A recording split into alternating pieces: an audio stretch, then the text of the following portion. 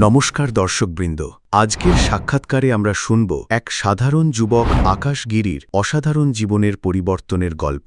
তিনি এসেছেন উত্তর ভানিপুর, কল্যাণী, নদিয়া জেলা থেকে। নাম দীক্ষার আগে আকাশজি ছিলেন এক পরম ভক্ত। তিনি শ্রীকৃষ্ণ ও নানা দেবদেবীর পূজায় নিয়মিত অংশ নিতেন। সরস্বতী পূজা কমিটিতেও যুক্ত ছিলেন।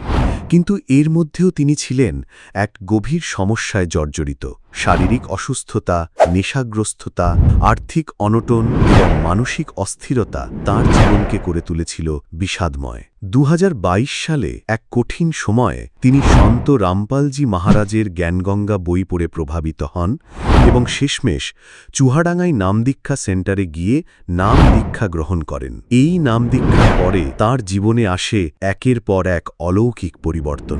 শারীরিক রোগ সেরে ওঠে, নেশা একেবারে ত্যাগ করেন, আর্থিক অবস্থার উন্নতি ঘটে এবং সবচেয়ে বড় কথা, আধ্যাত্মিক শান্তি ও সমাজের সম্মান ফিরে পান। এই সবই সম্ভব হয়েছে সন্ত রামপালজি মহারাজের পরম করুণায় ও সঠিক সাধনার ফলে।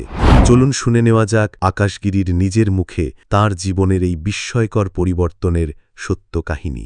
সম্পূর্ণ ভিডিওটি দেখার জন্য ডেসক্রিপশন বক্সে দেওয়া লিংকে ক্লিক করুন।